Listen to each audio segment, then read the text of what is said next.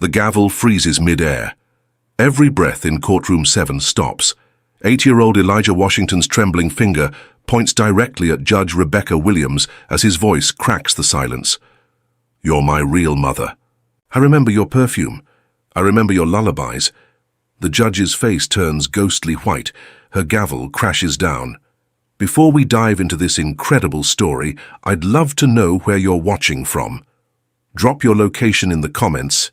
Hit that like button if you're ready for a story that will completely blow your mind. And make sure to subscribe, because what happens next will shake you to your core. This isn't just any courtroom drama. This is about a little boy whose words will unravel one of the most shocking conspiracies you've ever heard. Trust me, you won't want to miss a single detail of what's coming next. Judge Rebecca Williams had spent 22 years building an unshakable reputation on the bench in Detroit Family Court. At 52, she was known throughout Michigan as the Iron Lady of Justice, a black woman who had climbed from poverty to become one of the most respected judges in the state. Her courtroom was her sanctuary. Her decisions were final and her word was law. She had presided over thousands of custody cases, adoption hearings, and family disputes, always maintaining perfect composure. Nothing had ever rattled her. Until today.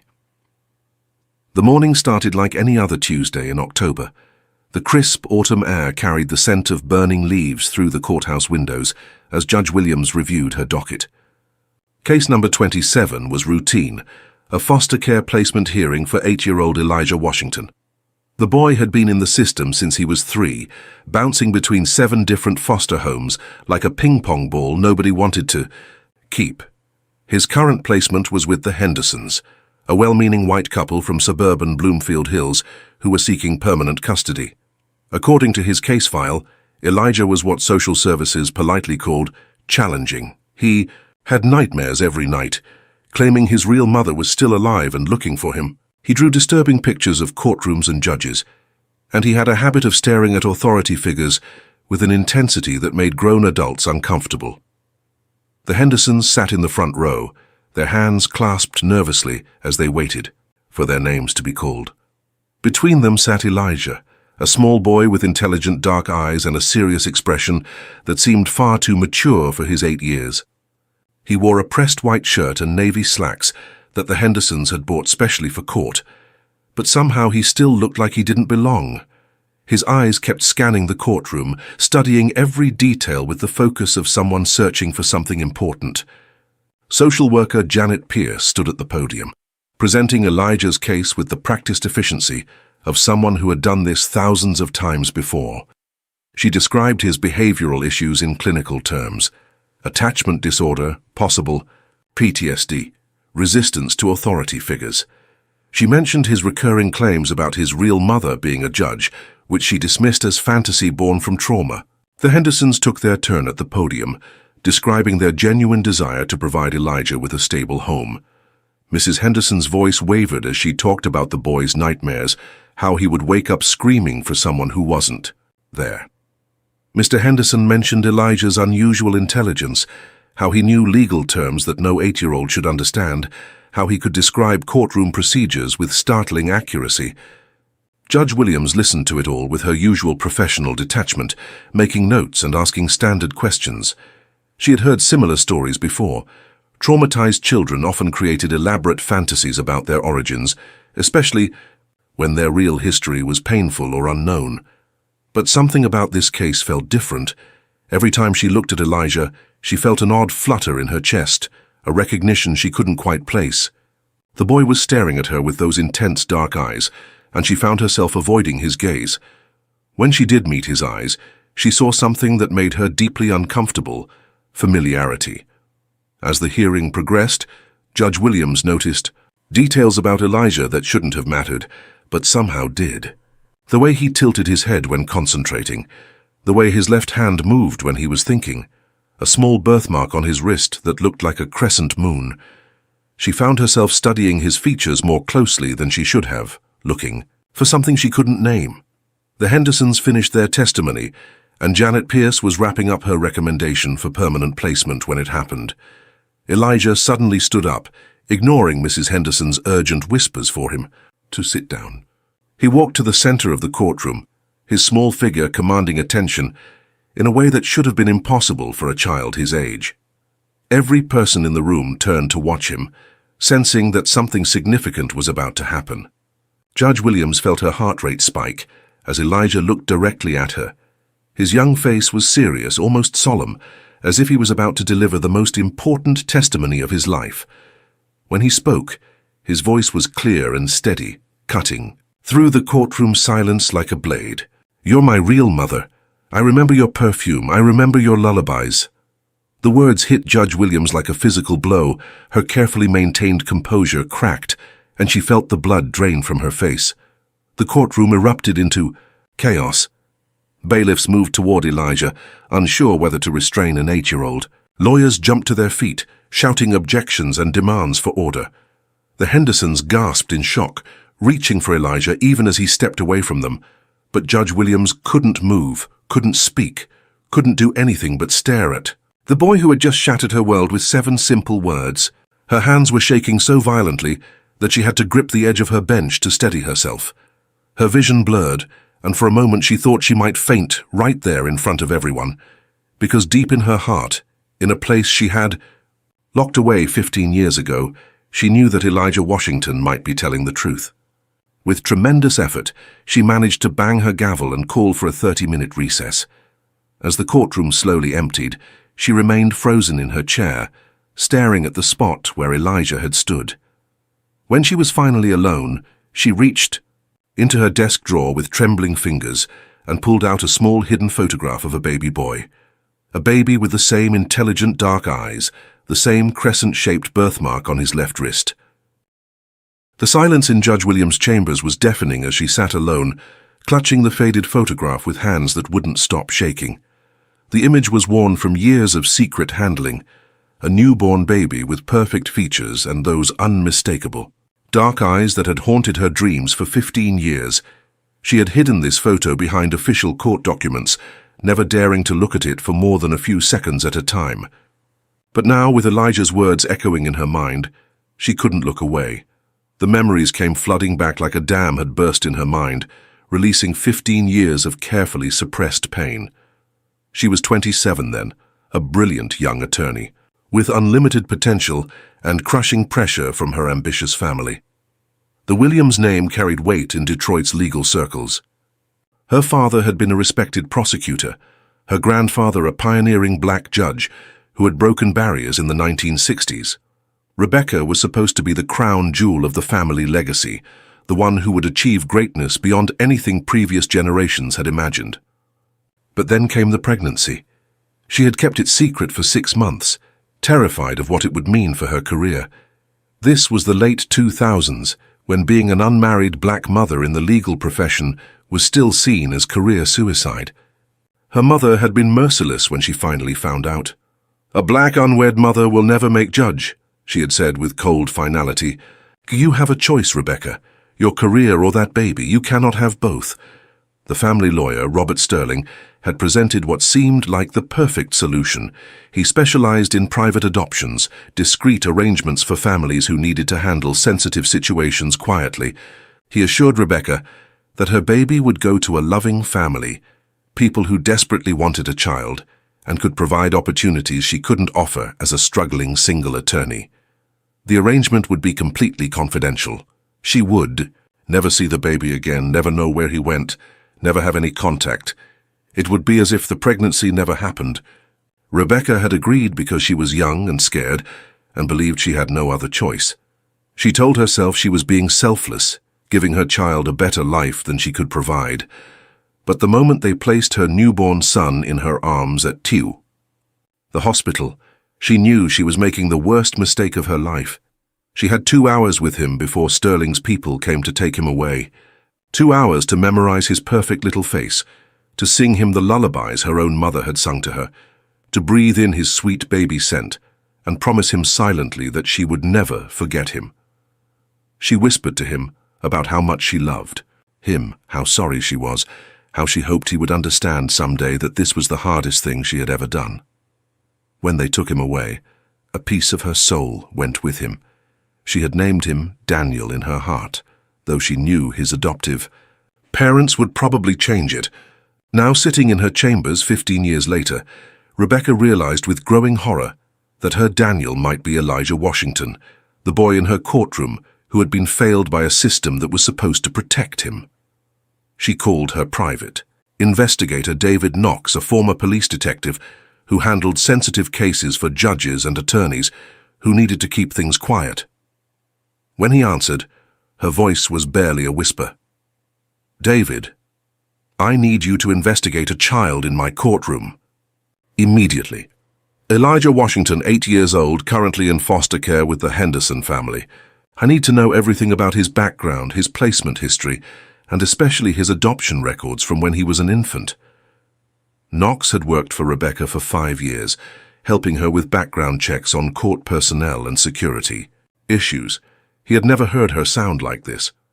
"Judge Williams, are you all right? You sound like you've seen a ghost." She almost laughed at the accuracy of his words.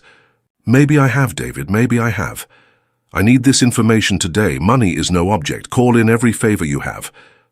While Knox began his investigation, Rebecca learned that Elijah had been taken to Child Protective Services for immediate psychological evaluation.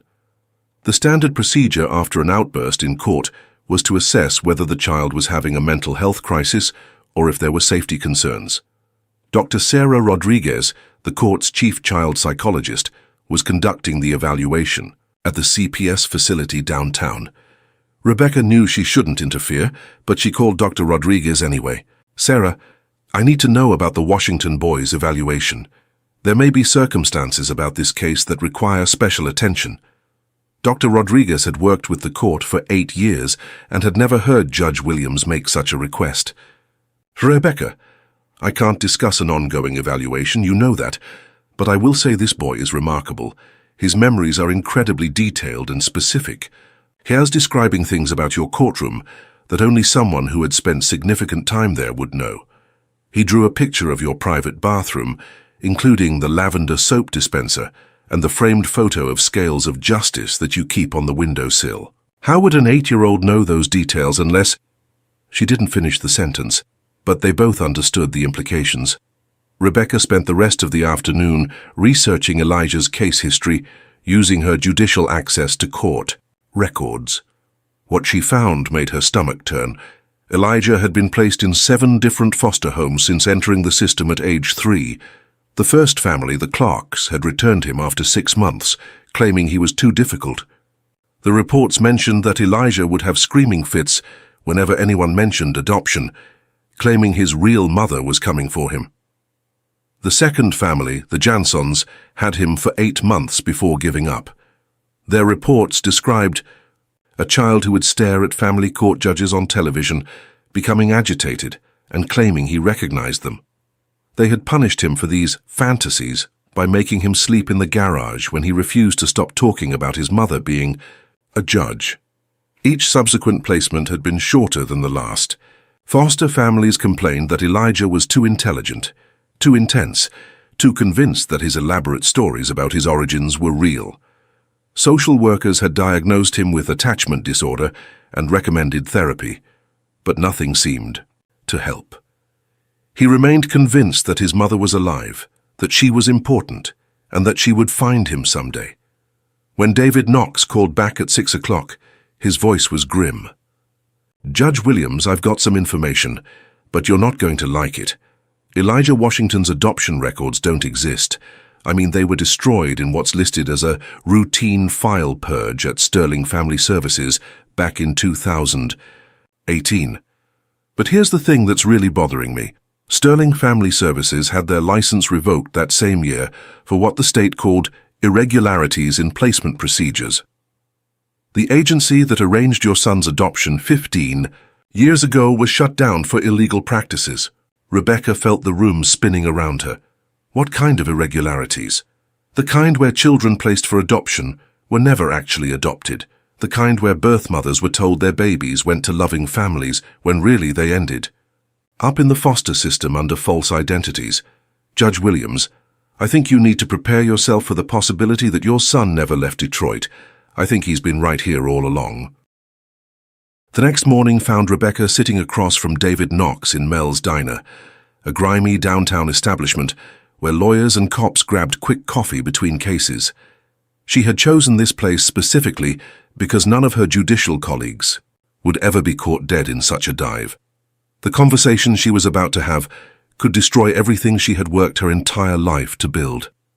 Knox slid a thick manila folder across the scarred Formica table, his expression grimmer than she had ever seen it.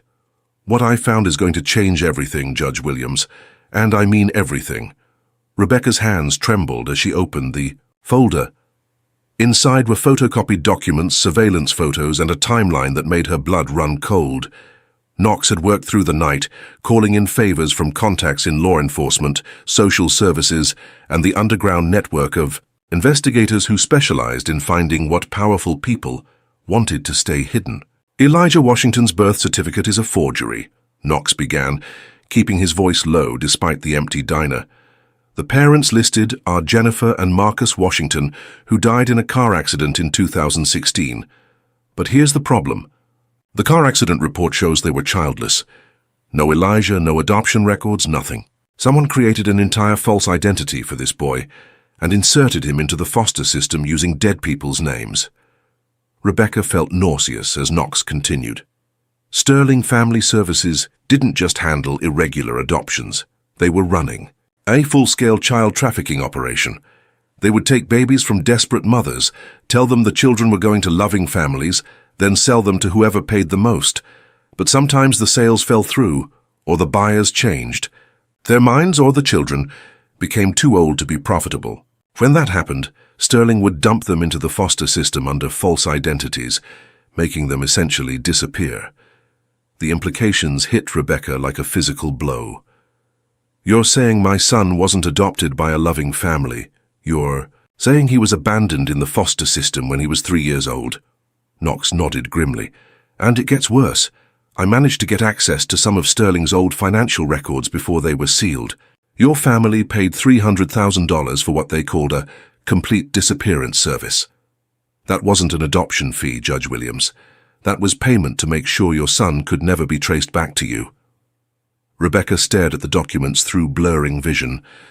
Her own mother had paid extra to ensure her grandson would vanish completely, that there would be no paper trail, no possibility of reunion, no chance for Rebecca to change her mind and try to find him. The woman who had raised her to value justice, above all else, had participated in the destruction of an innocent child's life. Meanwhile, 20 miles away at Patricia Williams' house, Elijah was beginning to settle into yet another temporary placement. Patricia was a 68-year-old, retired teacher who had been taking in emergency foster children for 15 years. She had seen every kind of trauma, every form of damage that the system could inflict on young minds. But there was something different about Elijah Washington. While most children his age would be playing video games or watching cartoons, Elijah spent his time reading Patricia's law books and asking sophisticated questions about the legal system. He spoke with a vocabulary that belonged to someone 3 times his age, using terms like judicial procedure and custody protocols as naturally as other children talked about toys.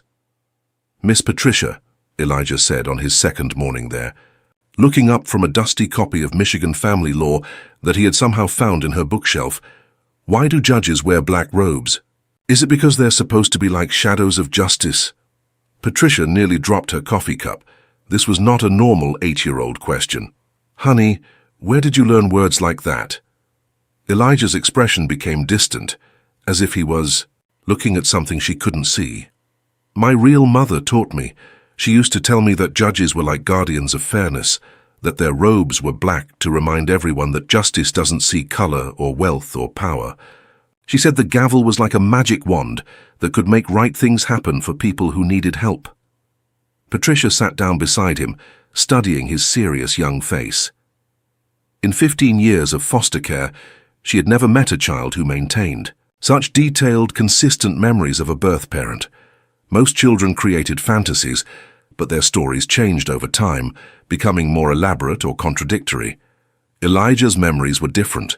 They were specific, consistent, and filled with details that suggested real experiences rather than wishful thinking.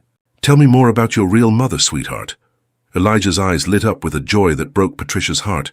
She smells like lavender and vanilla. She has the most beautiful singing voice, especially when she sings the song about the mockingbird. Her hands are soft but strong, and she has a little scar on her thumb from when she was learning to cook and cut herself with a knife. She promised me she would always find me, no matter how far away they took me. Patricia felt chills run down her spine.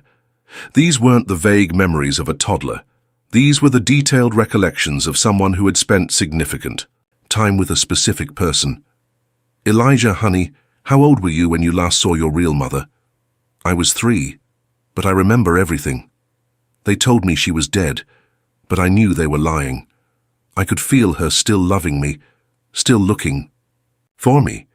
And yesterday in that courtroom, when I saw her sitting up there in her black robe with her gavel, I knew it was her. I knew my mother had found me. The phone rang before Patricia could respond, startling them both. It was Rebecca Williams, and her voice was strained with emotion.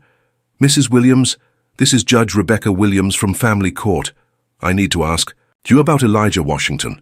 Has he mentioned anything about his memories of his birth mother? Patricia looked at Elijah, who was watching her with those intense dark eyes. Judge Williams, this child has been telling me things that no 8-year-old should be able to remember. Detailed, specific things about someone who obviously meant the world to him.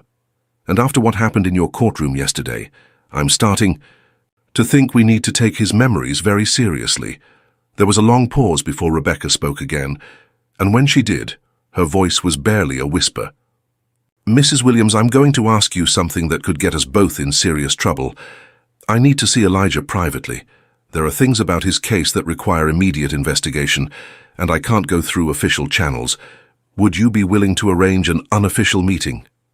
Patricia looked at Elijah again, seeing the hope that had transformed his young face at the mention of the judge's name. Judge Williams, that boy has been waiting his whole life for his mother to find him. If there's any chance you're who he thinks you are, then we need to find out immediately. Come tonight after dark, and Judge Williams, you better be prepared for what you might discover. Now, I need you to tell me something. Do you think Judge Williams should risk everything to find out if Elijah is really her son? Comment number 1, if you believe she should take the risk, even if it destroys her career. Hit that like button if you're as invested in this story as I am. And make sure you're subscribed, because the next part will reveal secrets that will change everything you think you know about this case.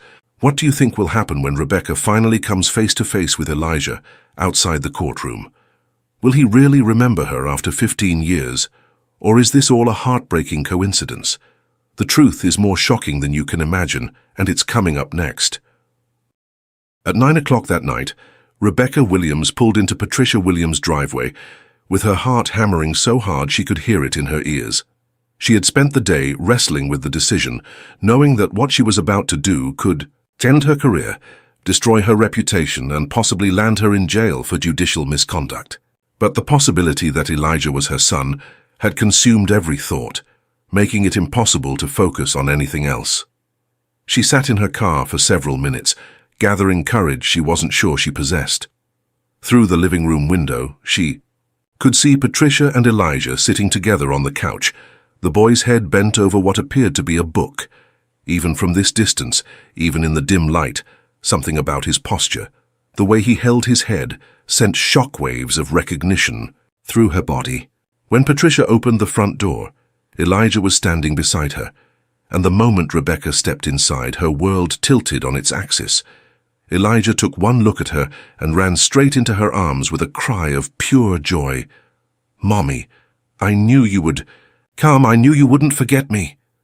Rebecca caught him instinctively, and the feel of his small body against hers unleashed 15 years of suppressed grief and longing. He fit perfectly in her arms, as if no time had passed at all. But what shattered her completely was when he looked up at her with tear-filled eyes and whispered, "You still smell like lavender and vanilla, just like I remembered." Patricia watched in amazement as Elijah began telling Rebecca things that no child his age should be able to remember. He described her car, down to the small dent in the rear bumper and the pine tree air freshener she kept hanging from the rearview mirror. He knew about her favorite coffee shop, the one where she went every Sunday morning to read the newspaper and drink hazelnut lattes. He even knew about her private ritual of visiting the botanical garden on her birthday, something she had never told another living soul. "How do you know these things, sweetheart?" Rebecca asked, though her heart was already providing the answer. "I used to go with you sometimes before they took me away. You would carry me in a blue baby seat, and you would talk to me about everything we saw. You told me the names of all the flowers, and you said that gardens were proof that beautiful. Things could grow even in the hardest ground." Rebecca's vision blurred with tears as memories she had forced herself to forget came flooding back. She had taken her infant son to the botanical garden twice, during those precious 2 hours at the hospital, and once more when she had snuck him out for a few minutes before surrendering him to Sterling's people. She had whispered to him about flowers and hope and love, never imagining that her 3-month-old baby would somehow retain those memories. As the evening progressed, Elijah continued to demonstrate knowledge that seemed impossible for a child his age. He knew legal terminology, court procedures and judicial protocols with the fluency of someone who had spent years studying law. When Rebecca mentioned a case she was working on, he asked intelligent questions about precedent and procedure that would have impressed law school professors. But it was when he began talking about his early foster placements that Rebecca's shock turned to rage. Elijah described being locked in basements by the Clark family whenever he insisted that his mother was still alive. He told her about the Jansons, who had made him sleep in the garage as punishment for drawing pictures of courtrooms and judges. He remembered the Patterson family, who had returned him to social services after only 2 weeks because he cried too much for his dead mother. Each story was worse than the last. 15 years of systematic emotional abuse inflicted on a child whose only crime was remembering love and refusing to give up hope. "They kept telling me you were dead," Elijah said, curled up against Rebecca's side on Patricia's couch. "But I could feel in my heart that you were still alive, still looking for me. The social workers said I was sick for believing it, that I needed medication to help me forget my fantasies. But they weren't fantasies, were they, Mommy?"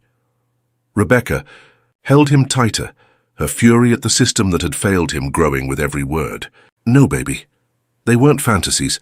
I never stopped loving you, and I never stopped hoping I would find you someday." Patricia, who had been listening in stunned silence, finally spoke up. "Judge Williams, what Elijah is describing sounds like systematic psychological abuse designed to break his connection to his birth family.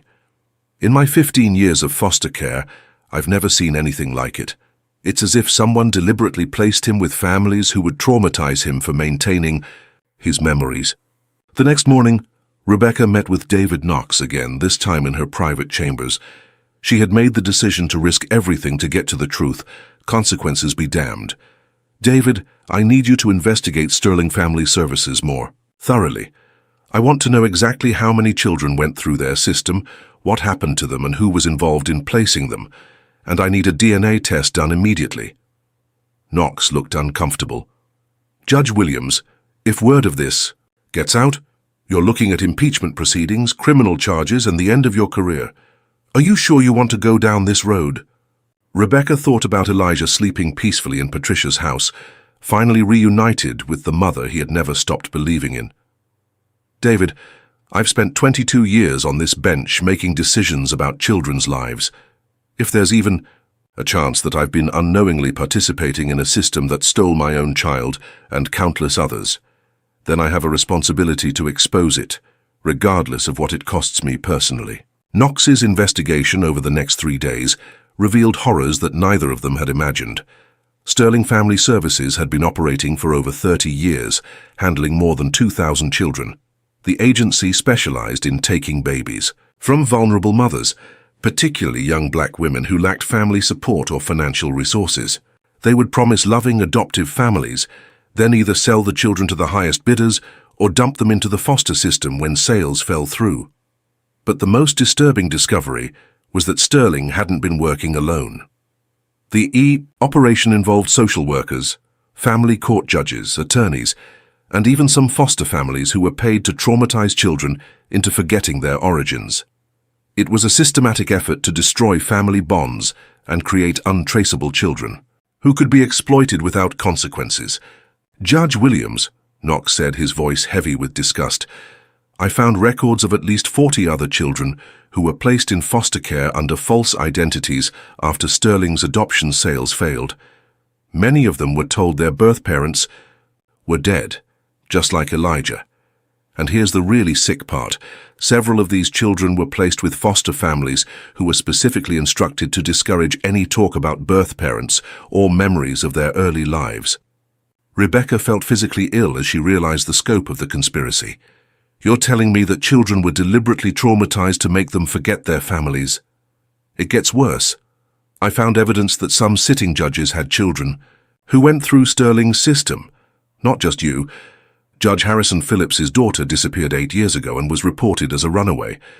Judge Michael Chen's twin sons were reported as stillborn, but there's no death certificates on file. It's like someone has been systematically targeting the children of people in the legal system.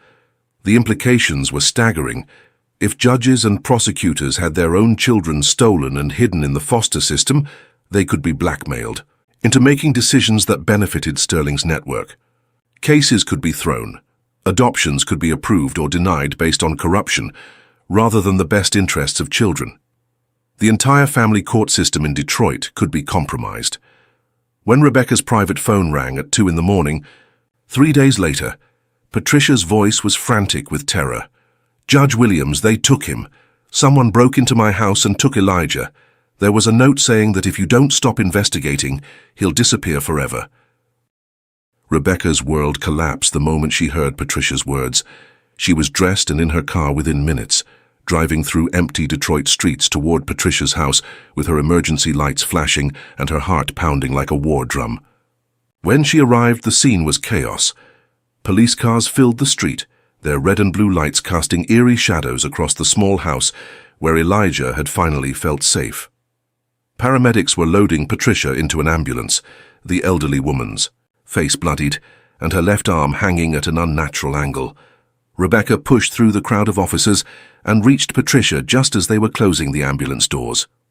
"Patricia, what happened? Who took him?" Patricia gripped Rebecca's hand with surprising strength despite her injuries. 2 men, white men in expensive suits. They had badges, said they were federal agents. They knew exactly where Elijah slept, had keys to my house. Judge Williams, they weren't random kidnappers. They knew everything about us, about what we were investigating.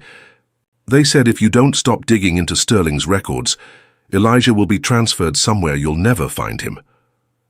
Detective James Murphy, a heavy-set white officer with tired eyes and a dismissive attitude, approached Rebecca as the ambulance pulled away. "Judge Williams, I understand you have a personal interest in this case, but we're treating this as a routine runaway situation. The boy has a history of behavioral problems and running away from placements. There's no evidence of actual kidnapping." Rebecca stared at him in disbelief. "Detective Murphy, Patricia Williams was beaten unconscious by men claiming to be federal agents. Her house was broken into. How is that a runaway situation?" Murphy shrugged with infuriating indifference. "Foster kids run away all the time. Sometimes they convince sympathetic adults to help them.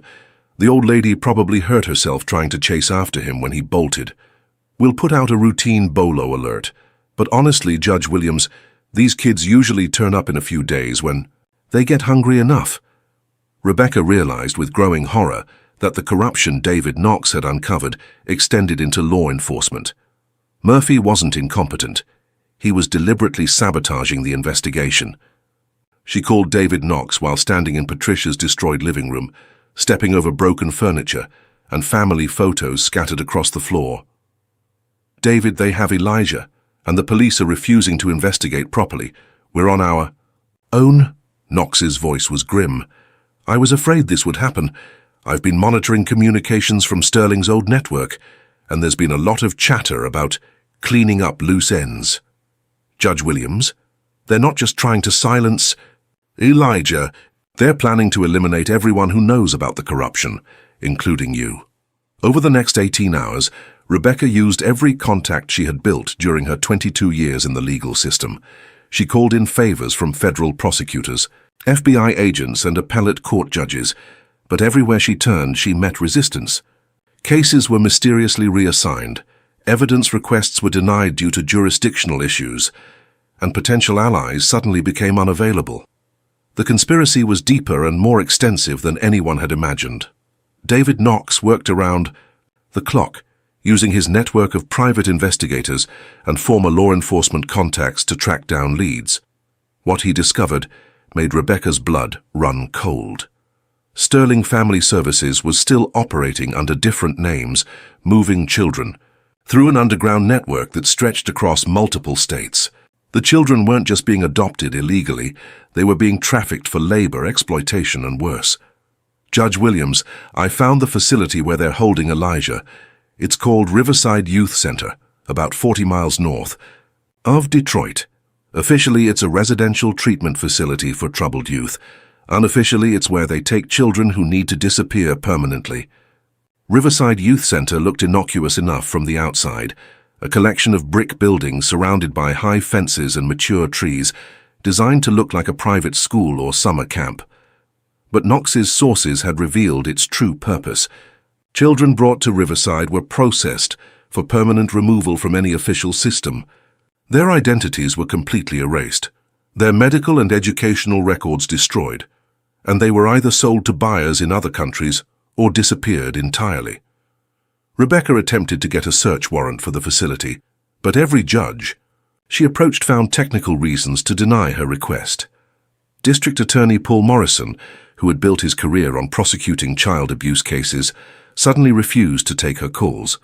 It became clear that Morrison had received substantial campaign contributions from companies linked to Sterling's network. When official channels failed, Rebecca made a decision that would either save Elijah or destroy them both.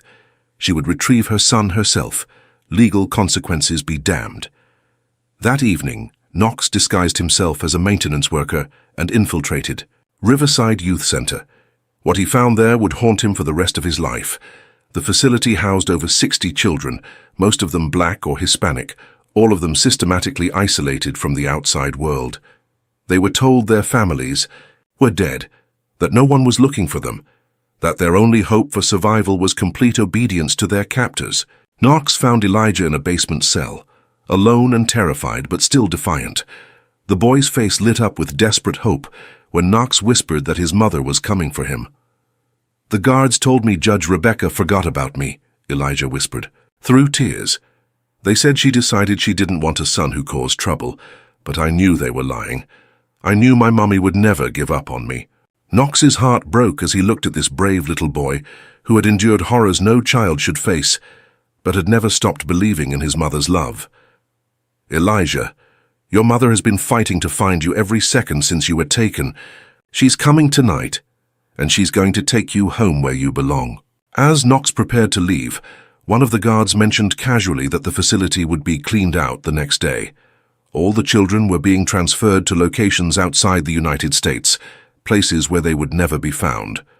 Rebecca had less than 12 hours to save not just Elijah, but dozens of other stolen children whose only crime was being born to parents who couldn't protect them from a system designed to exploit the most vulnerable members of society. Rebecca Williams stood in the parking lot of an abandoned warehouse at midnight, staring at the lights of Riverside Youth Center in the distance. Beside her were three people who had risked everything to help her. Judge Harrison Phillips, whose 8-year-old daughter had been stolen by Sterling's network 5 years earlier. Detective Maria Santos, an honest cop whose 10-year-old son had disappeared into the same system, and David Knox, whose investigation had uncovered the scope of the conspiracy. They all knew that what they were about to do would end their careers and possibly land them in federal prison. But they also knew that if they didn't act tonight, dozens of children would disappear forever. Judge Phillips checked her watch with hands that trembled slightly. "Rebecca, once we go through with this, there's no going back. We'll be branded as criminals, kidnappers, vigilantes. Are you prepared for that?" Rebecca thought about Elijah. Locked in a basement cell, believing his mother had abandoned him, she thought about all the other children in that facility who had been told the same lies, who had given up hope of ever seeing their families again. "Harrison, I've spent 22 years upholding a system that I believed protected children. If that system is corrupt enough to steal my own son and traumatize him for 5 years, Then maybe it's time to tear it down and build something better. Detective Santos had used her law enforcement connections to obtain blueprints of the Riverside facility and information about their security systems. The children are housed in the basement level, separated by age groups. Elijah should be in Section C, along with other children between ages 6 and 10. But Rebecca, you need to know that many of these children have been so traumatized that they might not trust us. They've been told that anyone claiming to be family is lying to them. The plan was dangerous and illegal, but it was their only option. Knox would disable the security systems, using skills he had learned during his years as a detective. Santos would handle any guards they encountered, using her authority as a police officer to create confusion. Phillips would coordinate the evacuation of children while Rebecca focused on finding Elijah and gathering evidence of the facility's crimes. At 12:30 a.m., they approached the facility through the wooded area behind the main buildings. The security was lighter than expected, which made Knox nervous. "This feels too easy," he whispered as they reached the basement entrance. "Either they're incredibly overconfident or they're expecting us." They found out which one it was when they opened the basement door and discovered dozens of children huddled together in what could only be described as cages. The sight was so horrific that Judge Phillips had to cover her mouth to keep from crying out. These weren't dormitory rooms, or even prison cells. They were literal cages, barely large enough for a child to lie down, with concrete floors and metal bars. Many of the children were younger than 10, their eyes hollow with despair and trauma. When Rebecca called out Elijah's name, she heard a small voice respond from the far end of the corridor. She ran toward the sound and found her son in a cell so small he couldn't stand upright. He was thin and pale, but his eyes still held the spark of intelligence and defiance that had helped him survive 5 years in hell. "Mommy," he whispered, as if afraid to believe what he was seeing. "Is it really you?" Rebecca fumbled with the lock on his cage, her hands shaking so badly she could barely function. "It's me, baby, I'm here. I'm going to get you out of here, and we're never going to be separated again." As Knox worked to free the other children, he discovered a computer system that contained files on every child who had passed through Sterling's network over the past 30 years. The evidence was overwhelming: detailed records of children stolen, families destroyed, and officials bribed or blackmailed into silence. But the most shocking discovery was a set of video files that revealed the true scope of the conspiracy. The recordings showed judges, prosecutors, social workers, and politicians participating in meetings where children were discussed like commodities. Rebecca watched in horror as she saw her own mother on one of the recordings discussing the disposal of her grandson with cold calculation. Even worse, she discovered recordings of herself presiding over custody hearings where she had unknowingly separated stolen children from their biological families. Every decision she had made, every case she had ruled on, had been influenced by Sterling's network. They had promoted her to the bench specifically because they needed a respected black judge to give legitimacy to their operations. Her entire career had been orchestrated by the same people who had stolen her son. Judge Phillips's voice cracked as she called out from another section of the basement. "Rebecca, you need to see this. Maria, help me with these children." They had found a room filled with medical equipment and files documenting experiments conducted on the children. The stolen children weren't just being trafficked. They were being used as test subjects for psychological conditioning techniques designed to break their connections to their birth families. The goal was to create children so damaged and traumatized that they would never seek their origins or question their circumstances. As they worked to evacuate the children, alarms began blaring throughout the facility. Bright lights flooded the corridors, and they could hear vehicles approaching outside. Sterling's security forces had arrived, but instead of police uniforms, they wore military-style gear and carried weapons that suggested this was a private army rather than law enforcement. "They're not here to arrest us," Knox realized with growing dread. "They're here to eliminate witnesses." Rebecca faced an impossible choice. They could escape with Elijah and a few other children, leaving dozens behind to face whatever Sterling's people had planned, Or they could stay and fight to save every child, knowing they would probably all be killed in the process. She looked at Elijah, who was clinging to her arm with desperate strength. Then she looked at the faces of dozens of other children who were counting on them for salvation. "David, get Elijah and 10 of the youngest children out through the back exit. Take them to the safe house we discussed. Maria, Harrison, and I are staying to finish this." Elijah refused to let go of her hand. "Mommy, don't leave me again. Please don't leave me." Rebecca knelt down and looked into her son's eyes, memorizing his face in case this was the last time she would see him. "Baby, I need you to be brave for just a little bit longer. Go with Mr. Knox, and I promise I will come for you as soon as I can. But right now there are other children here who need help, and I can't leave them behind. Do you understand?" Elijah nodded through his tears, showing the same courage that had sustained him through 5 years of unimaginable trauma. "Save them all, Mommy. Save them all like you saved me." What would you do in Rebecca's situation? Would you save your own child and run, or would you risk everything to save children you've never met? Comment number 1, if you think she should. Focus on saving Elijah. Or comment number 2 if you believe she should stay and fight for all the children. Hit that like button if this story is keeping you on the edge of your seat.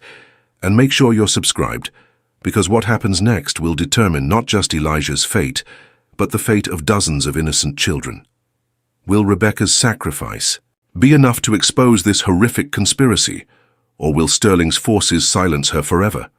The next part will show you just how far a mother will go to protect not just her own child, but every child who has been failed by a corrupt system. Rebecca Williams made her choice with the kind of clarity that comes only in moments of absolute crisis. She kissed Elijah's forehead, whispered, "I love you," into his ear, and watched David Knox carry her son toward the emergency exit, along with 10 of the youngest children from the facility. Then she turned back to face the dozens of children still trapped in Sterling's nightmare, knowing that the next few minutes would determine whether justice would finally prevail or whether the conspiracy would claim even more victims. Sterling himself arrived at the facility within minutes, accompanied by a small army of private security contractors and corrupt officials who had spent decades protecting his operation. Robert Sterling was 73 years old now, but his eyes still held the cold calculation that had allowed him to destroy thousands of families without remorse. He found Rebecca in the main corridor, standing protectively in front of 26 children who ranged in age from 6 to 15. "Judge Williams," Sterling said with mock politeness, "you've caused quite a disturbance tonight, but I'm prepared to offer you a deal that will benefit everyone involved." Rebecca kept her phone hidden behind her back, live-streaming everything, to her social media accounts, and sending copies to every news outlet she could think of. "The only deal I'm interested in, Sterling, is the one where you spend the rest of your miserable life in federal prison." Sterling smiled with the confidence of someone who had never faced real consequences for his actions. "I don't think you understand your situation, Judge Williams. You're trespassing on private property, interfering with the lawful operation of a licensed youth facility, and kidnapping children who are legally in state custody. Even if you survive tonight, you'll face federal charges that will put you in prison for the rest of your life." But Rebecca had spent the last week preparing for this moment. "Actually, Sterling, I think you're the one who doesn't understand the situation. Right now, thousands of people are watching a live video feed of your illegal detention facility. They can see the cages you've been keeping children in. They can hear your admission that you've been running unlawful operations, and they have access to all the computer files we downloaded before you arrived."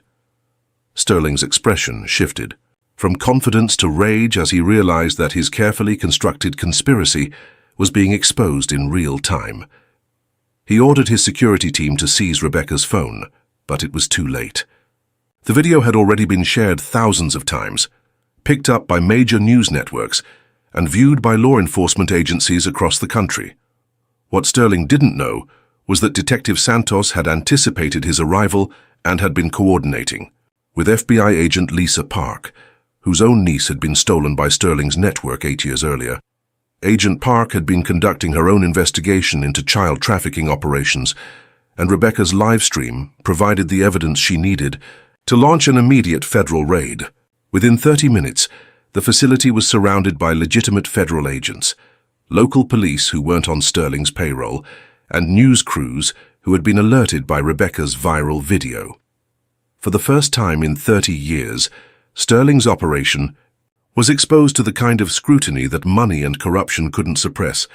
But Sterling had one final card to play. As federal agents stormed the facility, he revealed the true scope of his power and the desperation that drove him to destroy anyone who threatened his empire. "You want to know the truth about your precious son, Judge Williams?" Sterling snarled, as FBI agents placed him in handcuffs. "I didn't just steal him from you. I made sure he suffered every day for 5 years, because I knew that someday you might become a problem.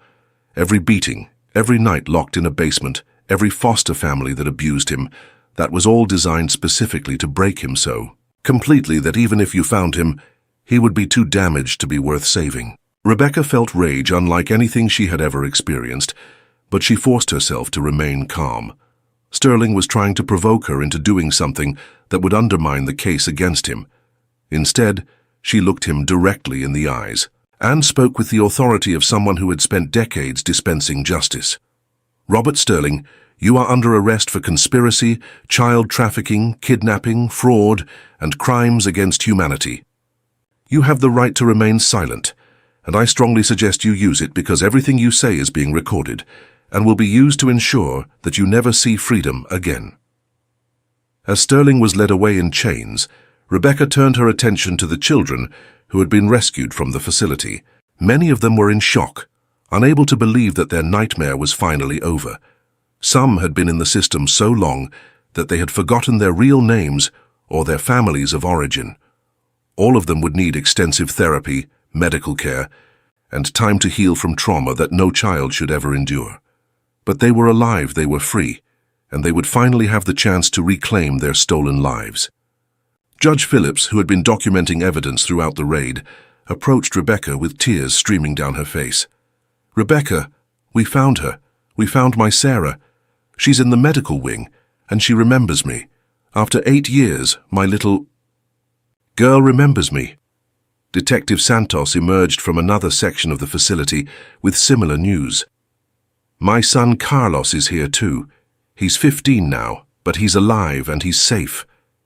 Rebecca, what we did tonight, we didn't just save these children.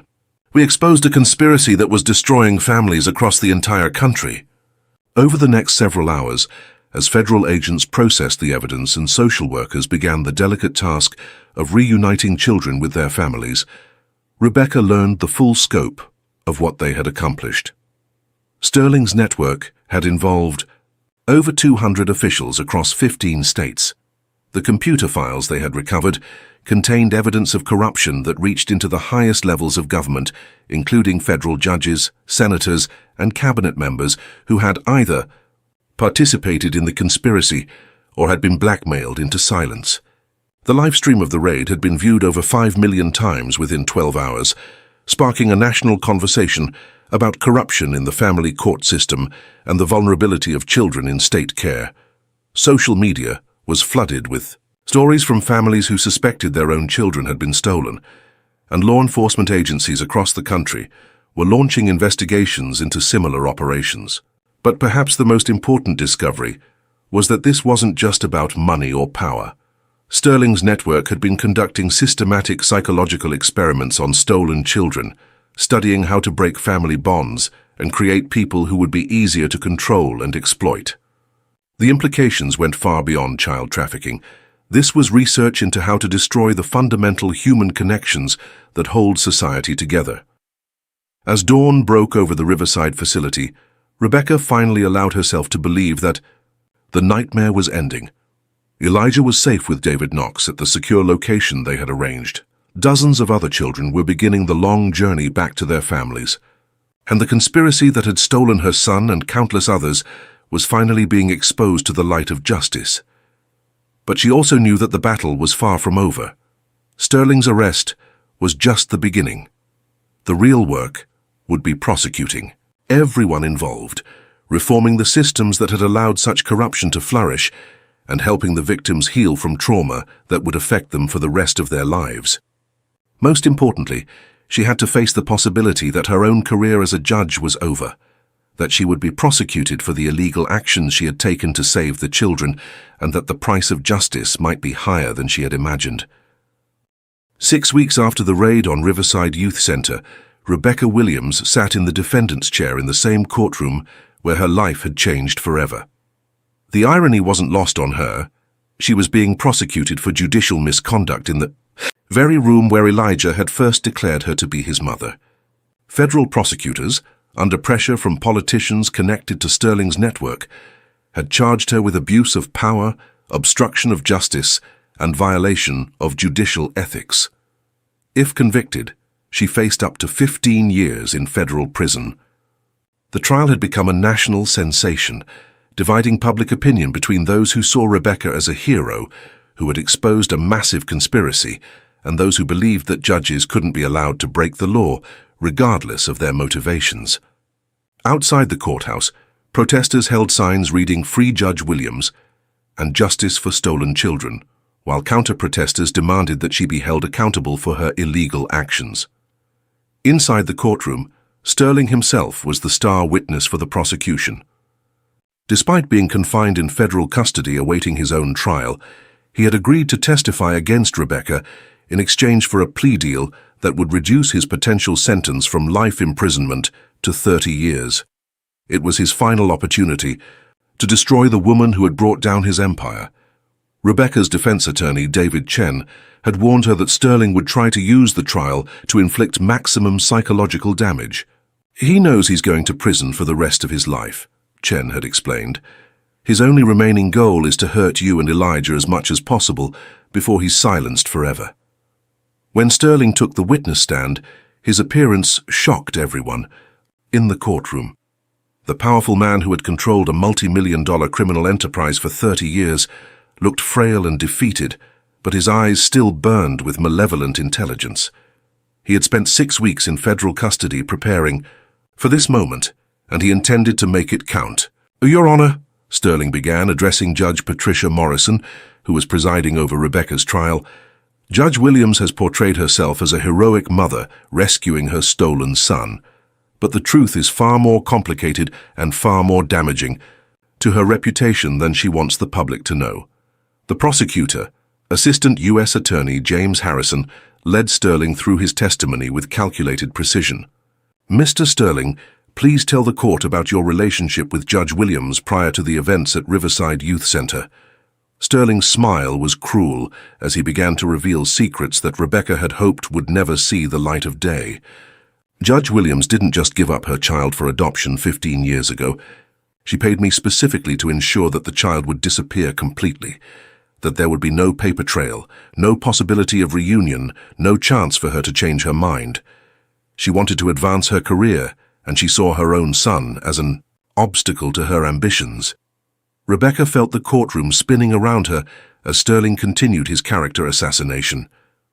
"Furthermore, Judge Williams wasn't an innocent victim of my operation. For the past 10 years, I've been providing her with information about the children appearing in her courtroom. She knew that many of them were placed through irregular channels, and she made custody decisions based on my recommendations rather than the best interests of the children." The allegations were devastating, and Rebecca could see doubt creeping into the faces of jurors who had initially been sympathetic to her cause. Sterling was mixing just enough truth with his lies to make the fabrications believable. He had documents showing payments from the Williams family, recordings of phone conversations taken out of context, and testimony from corrupt social workers who claimed Rebecca had been complicit in the conspiracy. But Sterling's most damaging revelation was yet to come. "Your Honor, Judge Williams didn't rescue her son from Riverside Youth Center out of maternal love. She did it because she discovered that I had been blackmailing her for years, using her son's location as leverage to control her judicial decisions. When she realized that her political career was about to be destroyed by exposure of our relationship, she orchestrated the raid to eliminate evidence of her complicity."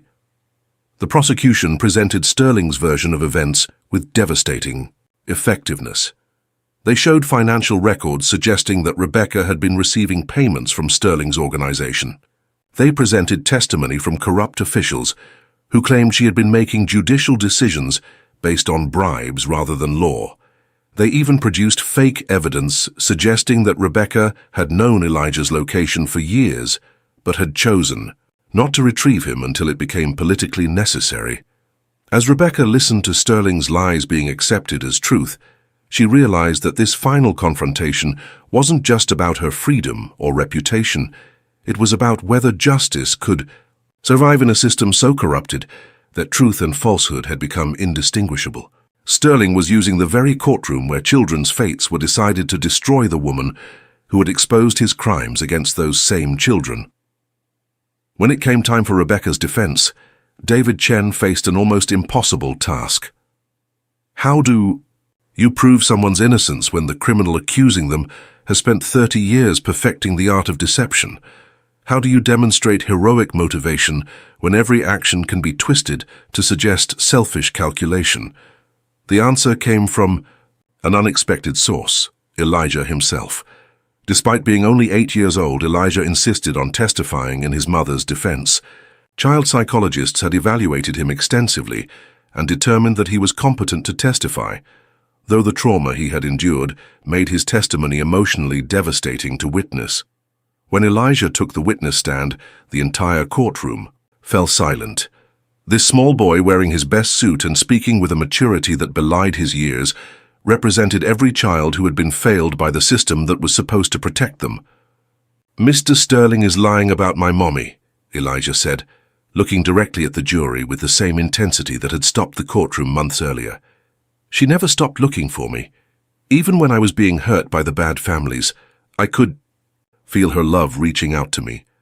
She risked everything to save me and all the other children, and she didn't do it for her job or her reputation. She did it because she's my mother, and mothers don't abandon their children no matter how much it costs them." Elijah's testimony revealed details about Sterling's operation that only a victim could know. He described the systematic psychological abuse designed to make children forget their families, the medical experiments conducted without consent, and the deliberate placement of stolen children with abusive foster families. But most importantly, he provided evidence that Sterling had been lying about Rebecca's complicity. "Mr. Sterling used to tell me that my mother didn't want me, that she had paid extra money to make sure I would never find her," Elijah testified. "But I knew he was lying because mothers don't stop loving their children. And when I saw her in that courtroom, I knew that she had been looking for me my whole life, just like I had been looking for her." The trial lasted 3 more weeks, with testimony from dozens of witnesses and presentation of thousands of pages of evidence. FBI agent Lisa Park testified about the legitimate investigation that Rebecca's actions had supported. Social workers described the systematic abuse that Sterling's network had inflicted on vulnerable children.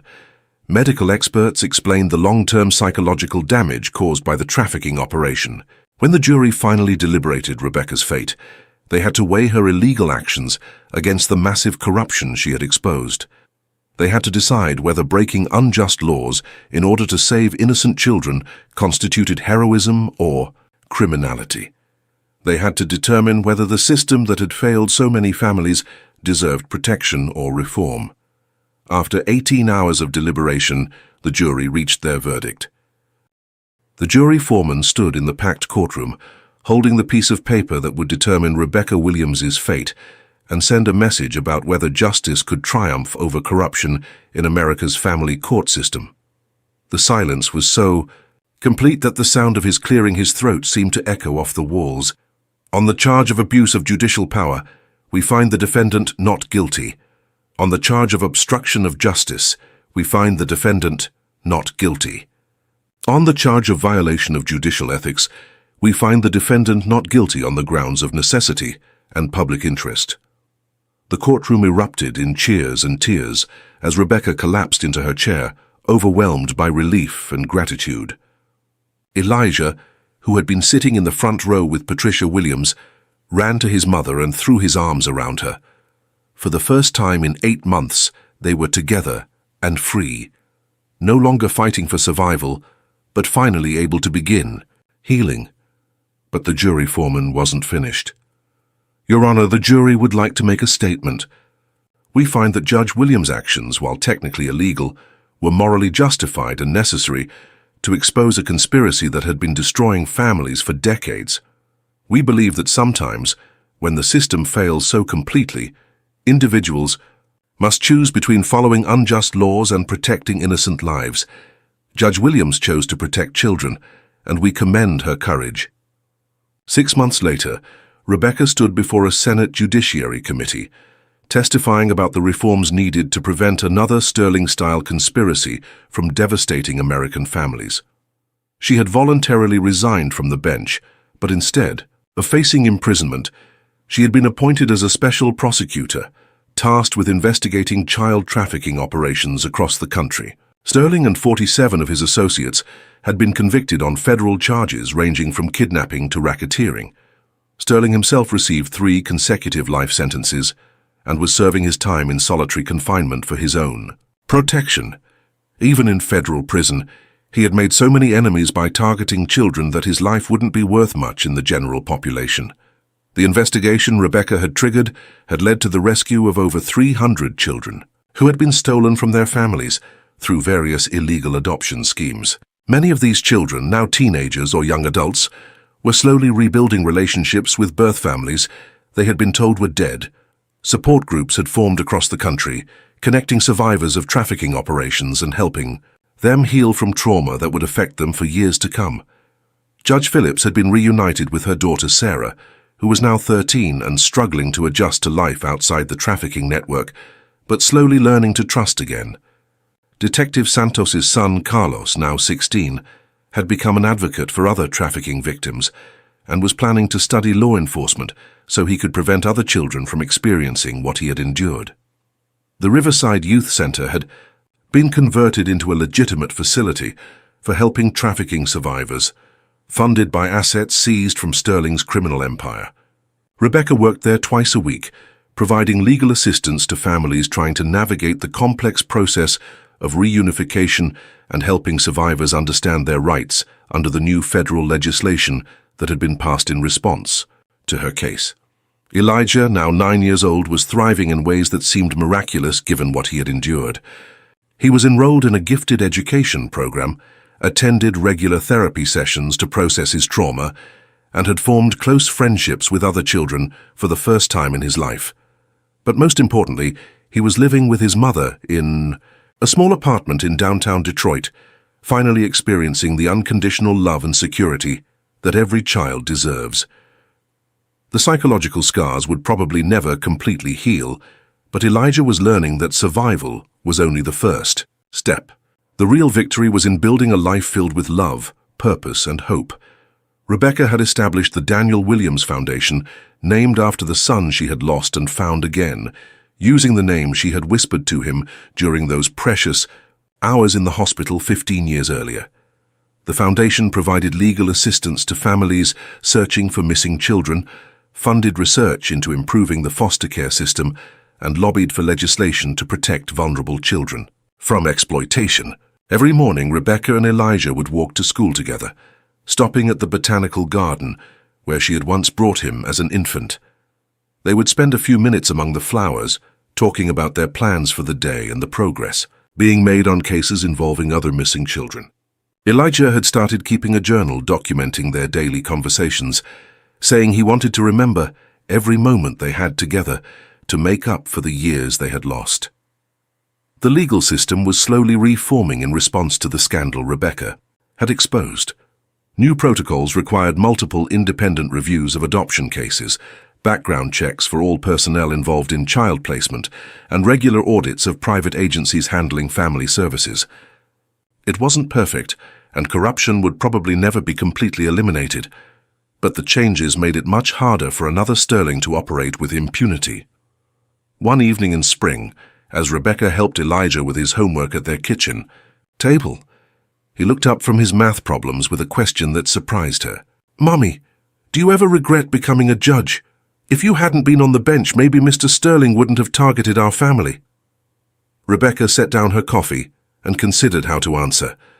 It was a question she had asked herself many times during the darkest moments of their ordeal.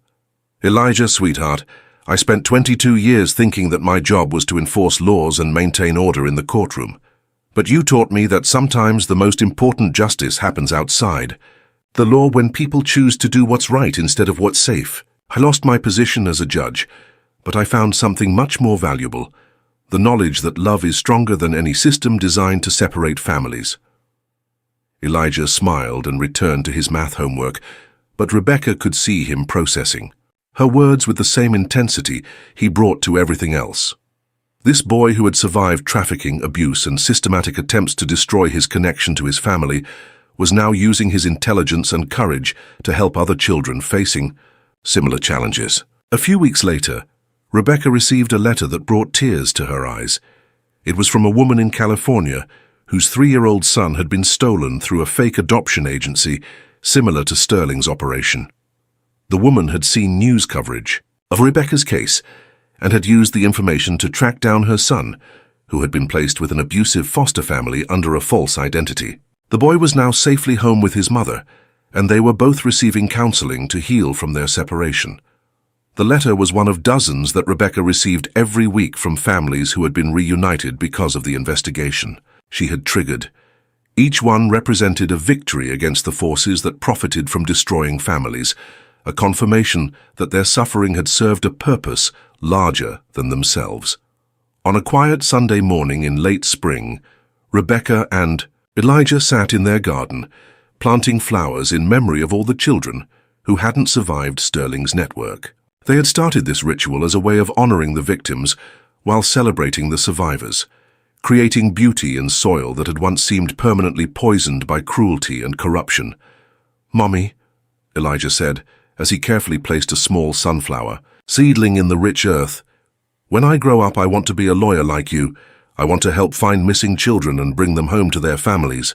Rebecca watched her son's serious young face as he worked, seeing in him the same determination that had helped him survive 5 years of hell without losing hope. "That would be wonderful, sweetheart. The world needs more people who understand that families are worth fighting for, no matter how powerful the forces trying to destroy them." As they worked together in their garden, surrounded by flowers that represented hope and renewal, Rebecca reflected on how much their lives had changed since that day in Courtroom 7, when Elijah had pointed at her and declared her to be his mother. They had lost almost everything: her judicial career, their privacy, their sense of safety and security. But in losing those things, they had gained something infinitely more precious: each other, and the knowledge that love could survive even the most determined attempts to destroy it. The sun was setting over Detroit as they finished their planting, casting long shadows across their small garden. Rebecca looked at Elijah, who was carefully watering each seedling with the same attention to detail he brought to everything important in his life, and felt overwhelmed with gratitude for the chain of events that had brought them together again. Tomorrow would bring new challenges: more families to help, more corruption to expose, more children to rescue from systems designed to exploit them. But tonight, they were simply a mother and son, together at last, planning a future built on justice, love, and the absolute certainty that no force on earth could ever separate them again. What do you think about this incredible story of a mother's love conquering a corrupt system? If you believe that Rebecca and Elijah's story shows the power of never giving up on family, comment below and share your thoughts about how we can better protect vulnerable children in our communities. If this story moved you, please hit that like button to help spread awareness about child trafficking and the courage it takes to fight institutional corruption. Make sure to subscribe for more stories that expose injustice and celebrate the triumph of love over evil. And don't forget to share this video with anyone who needs to be reminded that sometimes ordinary people can accomplish extraordinary things when they refuse to accept that wrong is stronger than right. Rebecca and Elijah's journey reminds us that families are worth fighting for, that justice sometimes requires breaking unjust laws, and that love really can move mountains when it's guided by courage and determination. Thank you for joining me on this incredible journey. And remember, in a world that sometimes seems dominated by darkness, heroes like Rebecca Williams prove that light will always find a way to shine through. May we all have the courage to stand up for what's right, even when the cost seems too high to bear. Rebecca and Elijah's extraordinary journey teaches us profound lessons about the unbreakable power of maternal love and the courage required to challenge corrupt systems. Their story demonstrates that sometimes doing what's morally right means breaking unjust laws, especially when innocent lives hang in the balance. Rebecca's willingness to sacrifice her prestigious career to save her son and dozens of other children shows us that true success isn't measured by professional achievements, but by our commitment to protecting the most vulnerable members of society. The conspiracy Sterling orchestrated reveals how institutional corruption can flourish when good people remain silent or choose personal comfort over moral obligation. It reminds us that vigilance is the price of justice, and that we must question authority when it fails to serve those it's meant to protect. Elijah's resilience throughout 5 years of systematic abuse illustrates the incredible strength of the human spirit and the power of hope to sustain us through unimaginable darkness. Perhaps most importantly, this story shows us that family bonds transcend legal documents, social systems, and even time itself. Love leaves permanent imprints on our hearts that no amount of trauma can completely erase. Rebecca and Elijah found each other again because neither ever stopped believing in their connection, proving that faith in love can overcome even the most determined efforts to destroy it. What would you do if you discovered your own child had been stolen by a corrupt system? Would you have the courage to risk everything like Rebecca did, or would fear hold you back? Share your thoughts in the comments below about how we can better protect vulnerable children in our communities. If Rebecca and Elijah's story inspired you to believe in the power of never giving up on family, hit that like button to show your support for mothers and children fighting against impossible odds. Make sure to subscribe for more incredible true stories that expose injustice and celebrate the triumph of love over corruption. Share this video with anyone who needs to be reminded that ordinary people can accomplish extraordinary things when they refuse to accept that wrong is stronger than right. Your engagement helps these important stories reach families who might be facing similar struggles. Thank you for joining me on this emotional journey that proves love really can move mountains. May you always have the strength to fight for what matters most. And remember that sometimes the greatest victories come from the battles we never expected to fight.